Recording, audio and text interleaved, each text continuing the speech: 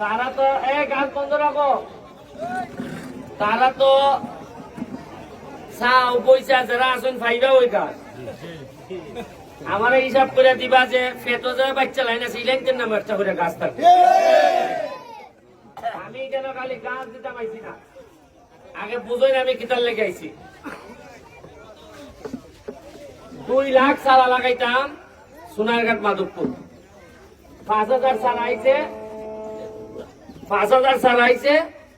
এর মধ্যে প্রথম বন্টন শুরু হয়েছে ওই লেগে গড়গাঁও গ্রাম। গড়গাঁও গ্রাম সারার লাগি না খালি।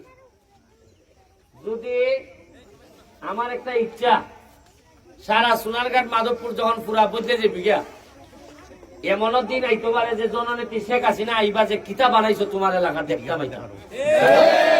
আমার একটা ইচ্ছা যে তাই যে আমি গড়গাঁও গ্রাম আইন না দেখাইতাম যে মালয়েশিয়া বানাই ছেড়ে দিচ্ছি। আপনারা 84 লাখ টাকার রাস্তার প্রপোজাল গেছে, এটা তো খালি মেইন রাস্তা। আমি চাইতেছি মাঠ, আপনারা দেখছেন যে মাঠের ঘাস শুরু হয়ে যায়, কেন মনে তো 7-8 লাখ টাকা গেছে। এরপরে আপনার কষ্ট করে এটা ইলাই ঠেলে ইলাই নেগা এই কষ্ট মষ্ট করে তাও মাঠ বানাইতেছি। মাঠের পাশে ওয়াশ ব্লক হইব, মাঠের পাশে বইবার লেগিয়া গ্যালারি হইব, এবং এখানে বিকাল বেলা আপনারা মোটামুটি একটা চা পান খাইবার, চা এখানে না দোকানও না, অর্ডার দিবা গ্যালারিত বইয়া আর চা নিয়ে দিয়ে আইব, আর এবার খাইবা আর সুয়েমে গোল দিব, সুয়েমে গোল দিব, আর আপনারা দেখবা চা খাইয়া গ্যালারির মধ্যে বইয়া। এটাই শেষ না, সবচেয়ে বেশি ইন্টারনেট বেস যে ফেসিলিটিস আছে, কম্পিউটার ল্যাপটপ সবচেয়ে বেশি প্রদান করা হইব আমি কইয়া দিছি যে গড়গাঁও গ্রামে।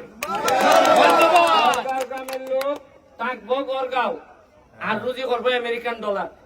এখান থেকে আউটসোর্সিং এর মাধ্যমে কোন যেটা আছে আমাদের ফ্রিল্যান্সিং এর মাধ্যমে গড়গাঁও লোকগুলারে আমি আরো সামনের দিকে নিয়ে যেতাম চাই।